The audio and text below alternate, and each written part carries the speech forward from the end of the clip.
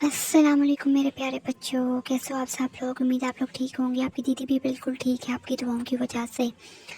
आपसे रिक्वेस्ट है कि मेरी कामयाबी और मेरी फतह कामरानी और मेरी सेहत के लिए भी दुआ को रहें।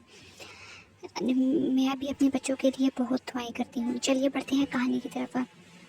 कहानी की तरफ चलने से पहले आपसे हमेशा की तरह रिक्वेस्ट है कि आप लोग दुरूद शरीफ पढ़ लें ताकि कहानी का हम बाकायदा आगाज़ कर सकें। उम्मीद है मेरे प्यारे बच्चों ने अपनी प्यारी सी दीदी की बात मानते दुरूद शरीफ पढ़ लिया होगा।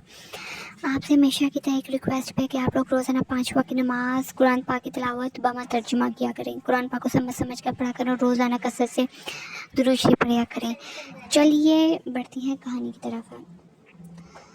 कहानी शुरू होती है इंडिया के एक गांव फुरफुरी नगर से, जहां पर एक महिला रहती थी जो स्पाइसी समोसे बनाती थी और उसके समोसे इतने लजीज होते थे कि पूरा गांव इसके समोसों की तारीफ़ करता था और उंगलियां चाटता था इसके समोसे खाने के बाद।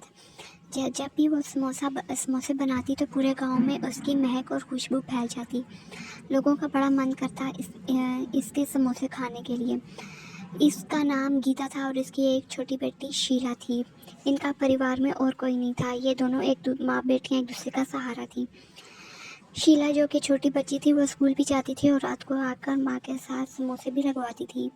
इन्होंने झोंपड़ी के बाहर एक ढाबा बना रखा था जहाँ पर ये समोसे बेचते थे।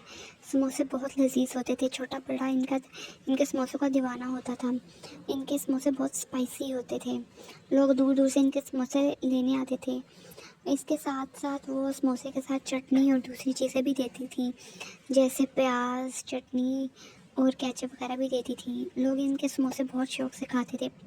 बच्चे तो लंच टाइम पर भी स्कूल में समोसे ही लेकर जाते थे और इनके समोसे बहुत ज़्यादा मशहूर थे। चलिए यहाँ पर इन कहानी ख़त्म होती है समोसे वालों की मेहनत की। आपसे रिक्वेस्ट है मेरे चैनल सब्सक्राइब कर दें। शुक्रिया।